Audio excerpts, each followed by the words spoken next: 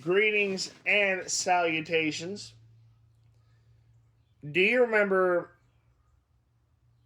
G1 Transformers from the mid 80s?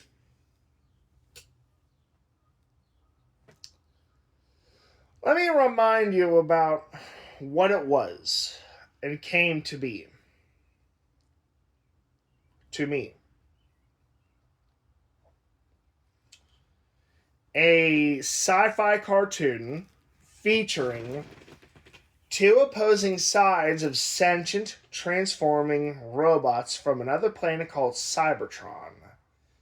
And they were the good Autobots and the evil Decepticons.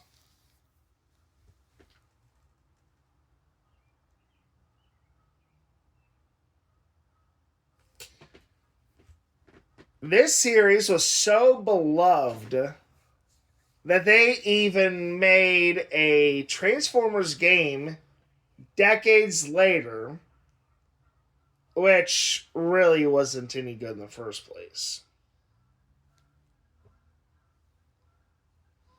It was pretty much like every love letter kind of thing that people usually make.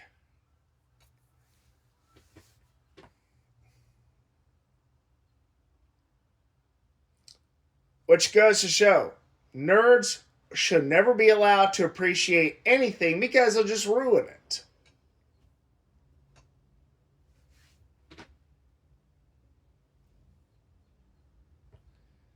So, um, yeah. So these robots are fighting on Cybertron, and their fighting spills over to the planet Earth for generations, to the point that one of the human guys marries one of the human girls, has a kid named Daniel, and the war between the Autobots and the Decepticons, which has apparently continued for millions of years, comes to a conclusion, cueing the arrival of a planet transformer, literally, called Unicron. And this motherfucker goes around eating other mechanized planets that are in its path. And when it transforms, it even looks evil as hell.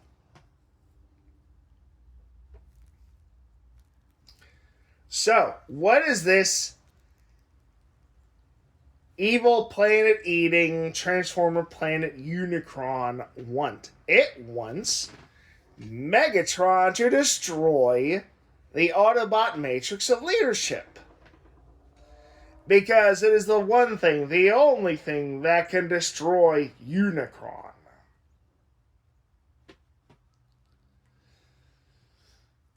And in this movie, we are exposed to a new generation of Transformers. Now, ironically, one of the Transformers is actually an old Transformer named Kup. There's also Ultra Magnus, RC, Springer, Blur, and Wheelie.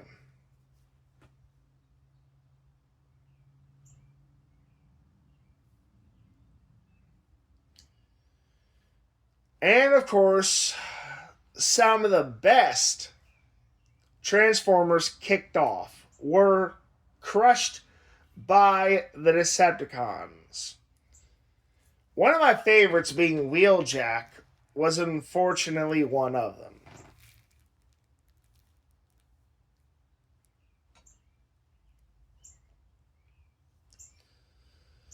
So, the Autobots are,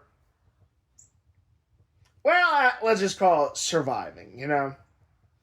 They're being chased all over the place like my creepy hobo stalker chases me around. And, they find their way to the planet of junk, meeting the Junkions, which are Transformers who live on the planet of junk, who can fix themselves using the junk, and they watch a little too much Earth TV. Call it what it is.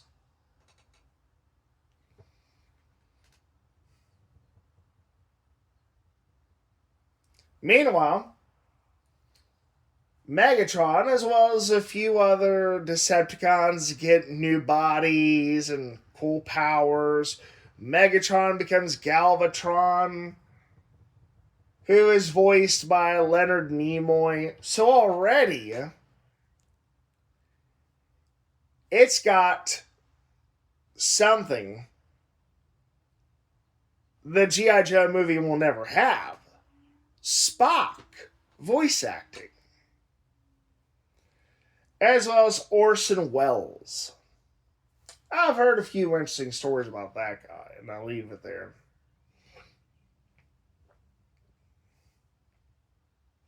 The visuals were amazing, as was the story and the soundtrack.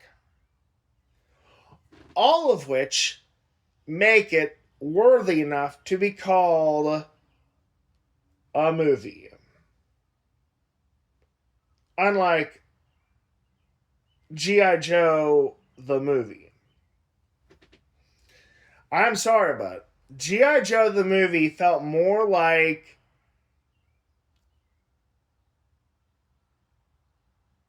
a movie-length episode of G.I. Joe for cinema. That's it.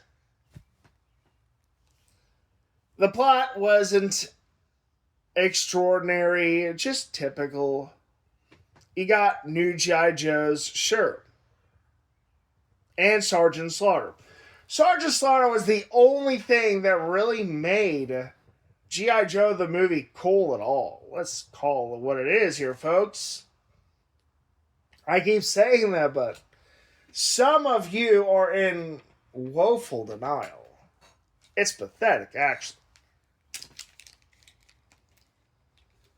And I know how some of your rusted gears in your head are trying to turn, creaking along.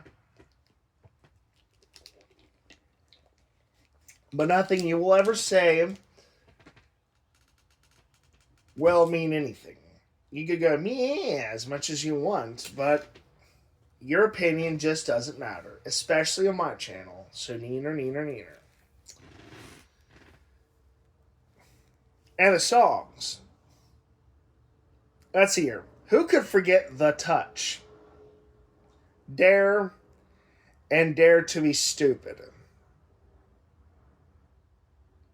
Even the intro got a new version.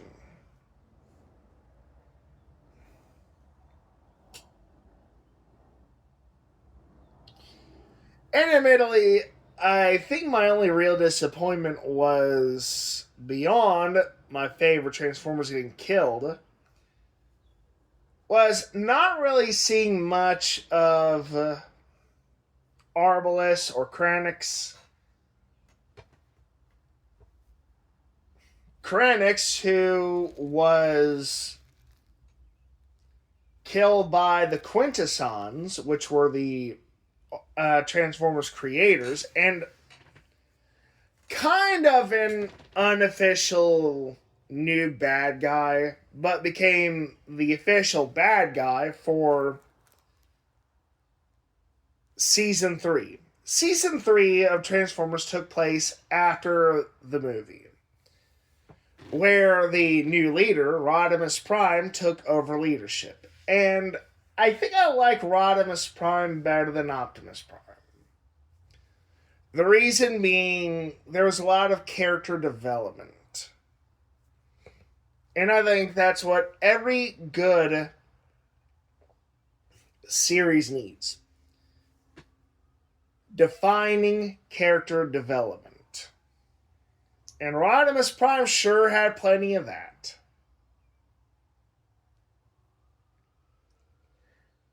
You also got to see more of the matrix of leadership, in addition to a few other things.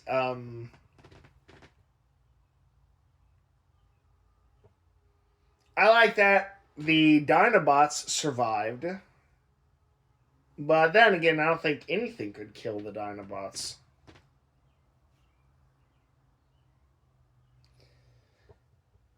The Dinobots were always kind of portrayed as being indestructible, or nearly. Practically unkillable in every way, to my knowledge. One episode of season 3, Grimlock becomes super intelligent and creates a new set of Transformers, which form the giant Computron.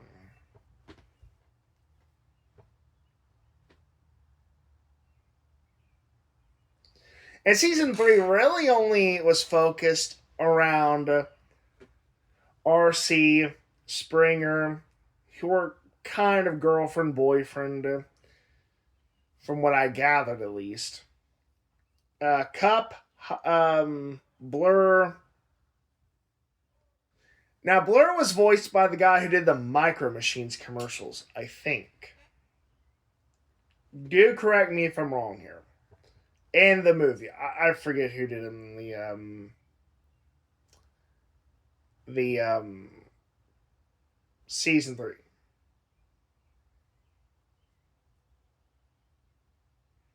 You also got to see them explore other races of transforming robots, which are kind of cool. You got to see more of Blaster,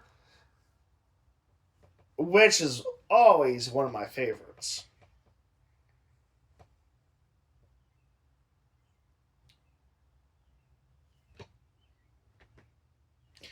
And of course, much to my dislike, the one Transformer I loathed more than anything, Cliff Jumper, survived. How in the world is it that a Autobot with a little man complex survived and wheeljacked it? Now, it's not so much a disappointment as it was just annoyance, you know? Because this little tiny motherfucker always acted like he was tough shit. Always. Where's a big man complex? You decide. Now, I know CPE is watching. You're into psychology. What do you call it?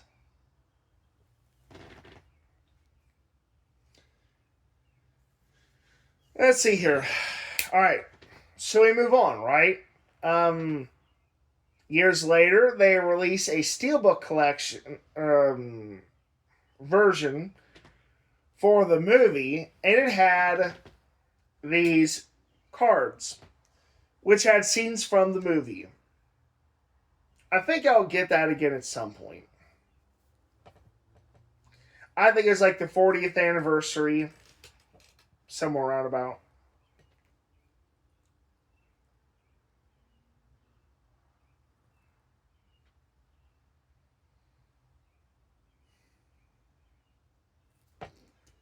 And that was, as I might have said, for the movie itself.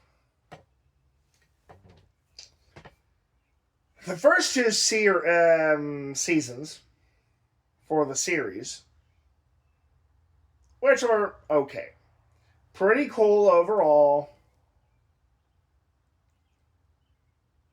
And the interesting thing was, as season 1 moved into season 2, they didn't really change anything.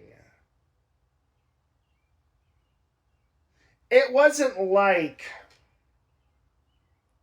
the way season 1 moved into season 2 for G.I. Joe, where things definitely changed when Serpentor was leader.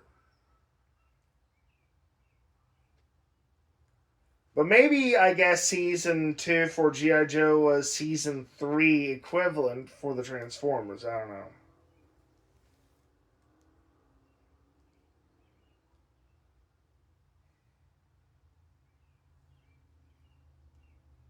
Now, let me make something clear here, okay? I still like G.I. Joe. It's still remembered very fondly by me. It's just that I think Transformers is better. And I think that's all I'm going to say for now. So, thank you for watching. Have a nice day. Have a great Easter. Stay safe. Please like, subscribe, hit the notifications bell, etc. And as always, cool comments, get approval. Nasty comments directed at me, get you banned.